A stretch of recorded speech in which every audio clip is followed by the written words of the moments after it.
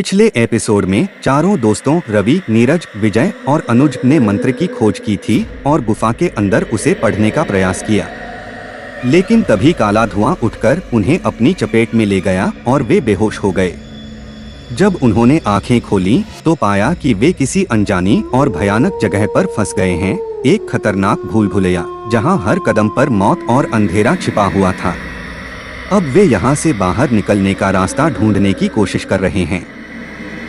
चारों लड़के अब एक घने जंगल जैसे स्थान पर खड़े थे, लेकिन यह जगह वैसी नहीं थी जैसी वे पहले देख चुके थे। हवा में एक अजीब सन्नाटा था जो किसी अनहोनी की चेतावनी दे रहा था। उनके चारों ओर सिर्फ अंधेरा और भटकती परछाइयां थीं। उन परछाइयों में से हर एक उन्हें घूर रही थी, जैसे उनकी जान लेने के लिए बेताब हो। रवि ने अपने चारों ओर नजर दौड़ाई और कहा, ये जगह हमें बाहर जाने नहीं देगी। कुछ न कुछ है जो हमें रोकने की कोशिश कर रहा है। विजय ने कंपक पाते हुए कहा, ये तो मानो हमारी जान लेने की कोशिश कर रही है। हमें यहाँ से जल्दी निकलना होगा, नीरज ने डरते हुए कहा, लेकिन हम किस दिशा में जाएं? हर ओर अंधेरा है। तभी उन्हें दूर से एक हल्की सी रोशनी दिखी। वह रोशनी मानो उन्हें अपनी ओर खींच रही थी। अनुज ने उत्साह से कहा, शायद वो रोशनी हमें बाहर का रास्ता दिखा रही हो। हमें उसकी तरफ जाना चाहिए। रवि ने कुछ पल सोचा और कहा, हाँ, शायद वो हमारी एकमात्र उम्मीद है। चलो चलें। चारों रोशनी की ओर बढ़ने लगे। जैसे जैसे वे आगे बढ़ते गए, जंगल और भी सघन होता गया। पेड़ अब किसी जीवित प्राणी की तरह दिखने लगे। उनकी शाखाएं मानो उन पर हमला करने के लिए तैयार थीं। लेकिन वे सब कुछ नजरअंदाज करते हुए रोशनी की ओर बढ़ते रहे। जब वे रोशनी के पास पहुंचे तो देखा कि यह कोई सामान्य रोशनी नहीं थी।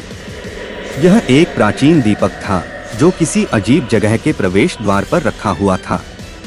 वह जगह एक खंडहर जैसा दिख रहा था, लेकिन उसकी बनावट से साफ पता चलता था कि यह किसी गहरी और पुरानी शक्ति का केंद्र था। रवि ने दीपक को देखते हुए कहा, यह कोई सामान्य जगह नहीं है। यह किसी गहरे रहस्य की ओर इशारा कर रही है। हमें बहुत सावधानी से आगे बढ़ना होगा।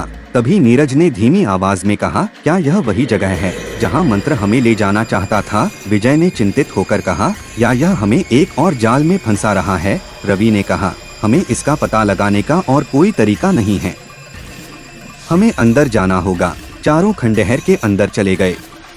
खंडहर के अंदर की हवा भारी थी, जैसे वहां सदियों से कोई आत्मा भटक रही हो। दीवारों पर अजीबोगरीब चित्र बने हुए थे। यक्षिणी की आकृति जिसमें उसकी हंसी और पीड़ा एक साथ दिखाई दे रही थी। इन चित्रों से यह साफ हो गया था कि यह जगह यक्षिणी से जुड़ी हुई थी। अनुज ने डरते हुए कहा, ये सब तो यक्षिणी के बारे में है। ये जगह उसकी शक्ति का केंद्र हो सकती है। रवि ने गंभीर स्वर में कहा, हमें सावधानी बरतनी होगी। अगर ये यक्षिणी का गढ़ है तो यहाँ से बाहर निकलना मुश्किल हो सकता है। जैसे ही वे आगे बढ़े, खंडहर के अंदर एक गहरे कुएं जैसा दिखने वाला स्थान दिखाई दिया। कुएं के ऊपर अजीब रोशनी थी जो चारों तरफ फैली हुई थी, लेकिन यह रोशनी ठंडी और डरावनी थी, मानो वह जीवित हो। रवि ने कुएं की ओर बढ़ते हुए कहा, यहाँ कुछ छिपा हुआ है। शायद यही वो शक्ति है जो यक्षिणी को नियंत्रित कर रही है। विजय ने डरते हुए कहा, क्या हमें इसके अंदर जाना चाहिए? मुझे यह ठीक नहीं लग रहा। रवि ने कहा, हमें इसका सामना करना ही होगा। यह हमारी एकमात्र उम्मीद हो सकती है। चारों ने कुएं के पास जाकर देखा तो पाया कि उसके अंदर एक सीढ़ी जा रही थी। सीढ़ी नीचे की ओर उतर रही थी और उसकी गहराई का कोई अंत नहीं दिख रहा था। नीरज ने डरते हुए कहा, यह बहुत गहरा लग रहा है। अगर हम अंदर गए तो क्या हम वापस आ पाएंगे? रवि ने संजीदगी से कहा, हमें नीचे जाना ही होगा। जो भी रहस्य है वो यहीं छिपा हुआ है। चारों लड़के सीढ़ियों के सहारे कुएं के अंदर उतरने लगे। नीचे की हवा और भी ठंडी होती जा रही थी और वातावरण में अजीब सी खनकती आवाजें गूंज रही थीं, मानो कोई उन्हें बुला रहा हो। जैसे जैसे वे नीचे उतरते गए, दीवारों पर बनी आकृतियां और भी डरावनी होती चली गईं। उनमें अब यक्षिणी की पीड़ा के साथ साथ उसका गुस्सा भी साफ दिखाई देने लगा था। यह जगह पूरी तरह से उसकी क्रूरता और आतंक की गाथा बता रही थी। तभी अचानक एक चीख गूंज उठी। यह वही यक्षिणी की चीख थी जिसने पहले भी उन्हें डराया था, लेकिन इस बार वह और भी जोरदार थी, जैसे उसकी शक्ति बढ़ती जा रही हो। अनुज ने डरते हुए कहा, हमें जल्दी करना होगा। ये चीखें अब और खतरनाक होती जा रही हैं। जब वे सीढ़ियों के अंत तक पहुंचे तो सामने एक विशाल कक्ष था। उस कक्ष के केंद्र में एक अजीबोगरीब पत्थर की वेदी थी। उस वेदी पर एक चमकती हुई माला रखी हुई थी, जो बिल्कुल वही माला थी जो उन्हें पहले दिखी थी। लेकिन अब वह माला और भी ज्यादा चमक रही थी और उसके चारों ओर अजीब सी ऊर्जा का प्रवाह था। रवि ने वेदी की ओर इशारा करते हुए कहा, यही वो माला है।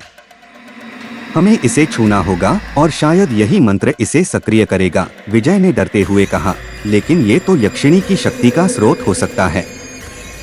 अगर हमने इसे छू लिया तो क्या होगा? रवि ने कहा, हमें अब डरने की बजाय इसका सामना करना होगा।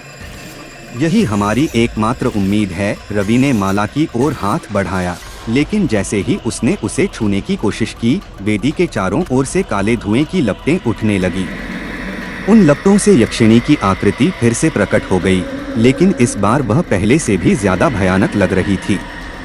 उसकी आंखों में गुस्सा और दर्द साफ दिखाई दे रहा था और उसकी आवाज में अब मानो समस्त प्रेतात्माओं का गुस्सा शामिल था।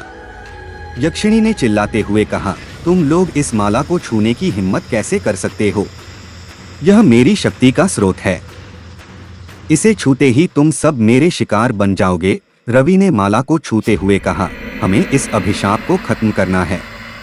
तुम्हारी शक्ति का अंत यही है। यक्षिणी ने एक जोरदार चीख मारी और वेदी के चारों ओर काले धुएं का तूफान उठा दिया। वह धुआं चारों लड़कों की ओर बढ़ने लगा और उन्हें जकड़ने की कोशिश करने लगा। नीरज, विजय और अनुज ने डर के मारे पीछे हटने की कोशिश की, लेकिन धुएं ने उन्हें चारों ओर से घेर लिया।